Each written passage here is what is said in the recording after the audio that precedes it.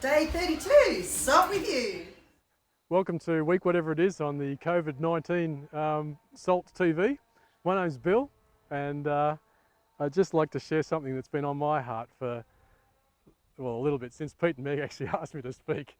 It was, they were talking about things like God pruning in the garden and that type of thing.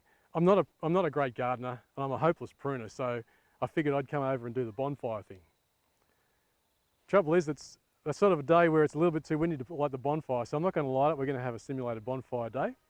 And I just wanted to talk to you because the bonfire has some parallels for me in what I understand that people are going through with the COVID-19 situation. And I just wanted to share that with you.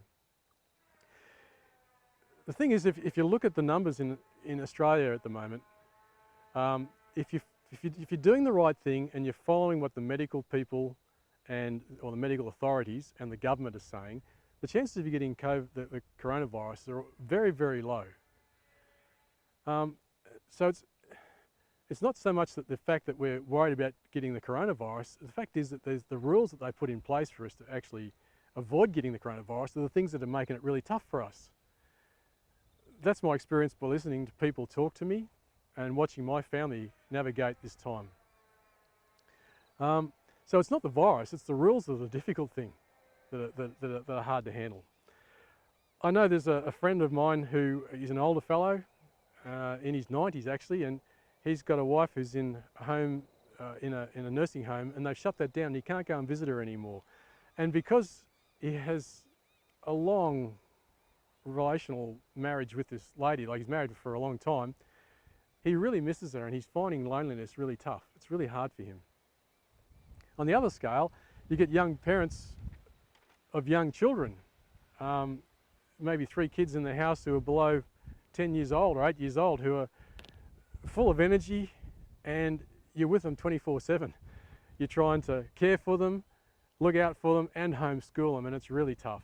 And the people I've been speaking to, they're just getting worn out. It's really, really hard for them. Another one is if you lose your job, and there's been a few people who lose their job, particularly in this area,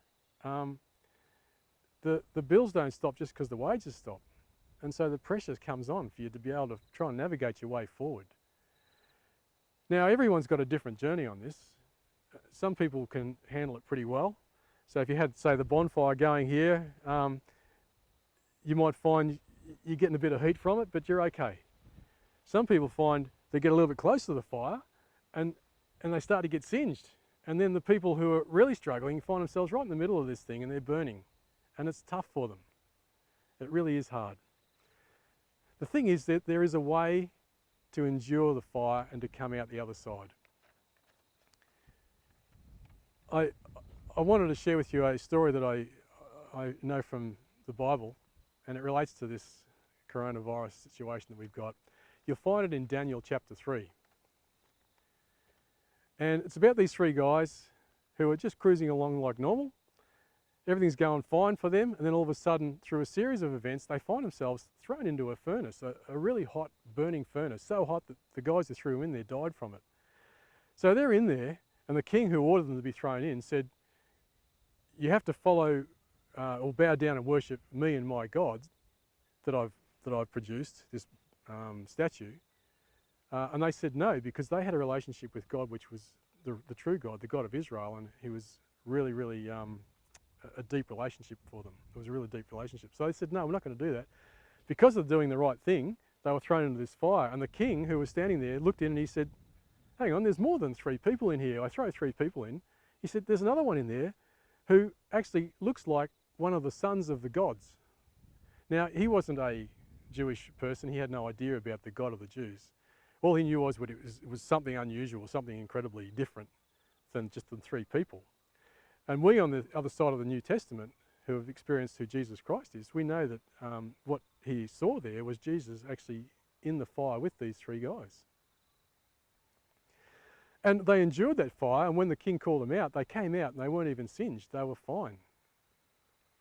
And it was because when they went into the fire and Jesus appeared and was with them, He sustained them, he protected them, and he brought them out. And because he was with them, they ended up surviving the whole thing. Now Jesus does, there's plenty of people who were thrown in the fire back in the old days and didn't experience that deliverance that Jesus gave these guys. The reason they were delivered and were able to endure the fire and come out the other side is because they had a deep relationship with God, the God of the Jews. And here's the point I wanted to make. In your fire, whatever that might be, as a Christian, you don't have to go it alone. So, what I wanted to just encourage you with is that point, and to explain how that can come about in your situation. Tonight or tomorrow, whenever it might be, if you get a moment, don't go and sit down and watch the TV or read a book or watch a movie or any of that. Go and find a quiet place, sit down and get alone with God and deepen your relationship with Him. If you want to endure the fire, this coronavirus thing, and be successful in your journey through it and come out the other side, deepen relationship with God. By that I mean, be real with Him. Just sit down and just talk to Him about what's going on in your heart. Your hurts, your struggles, your failures, your sin, whatever it might be, which is a real burden for you in this situation. You reflect on the day and you think, geez, it was tough with the kids and I didn't get it right. God help me to get through that. Just be real and then just sit and listen to what God's got to say to you. In your heart, in your head. Take your time, but give some time to deepen your relationship with God. And then, when you've done that, claim some of the promises that Jesus has given us in the scriptures. Because He was the one who was in that fire with these guys and came through the other side with them. He's the one who delivered them. And He can deliver you as well. So, He had lots of promises in the Bible. But there's three that I think can be helpful for us in this situation. The first one is, Jesus said to His disciples, in this world, you're going to have trouble. Not you might have trouble, but you're going to have trouble. Then He said, but take heart because I've overcome the world. So Jesus experiences all the things that we've been through. He went through all that. He knows what we're feeling and how we're going about things, how we're tracking. And there's no one better to actually journey with you than Him, because He actually went through what we've been through and more and come out the other side. He's overcome the world. The second one was, God says this in Hebrews chapter 13. He says that never will He leave you and never will He forsake you. And Jesus being God, that's a promise from Him as well. So it's not like you'll start this journey with God through the situation and then He might get sick of it and move off somewhere else. He's going to be with you for the journey. It's a promise of His. So take heart in that. And the third one was, when Jesus was going to take His disciples, or leave His disciples, and they were going to move into the world, He just said these things. He said, just remember that I am with you to the end of the age, that He's there right through the journey and on afterwards. So, can I encourage you with that?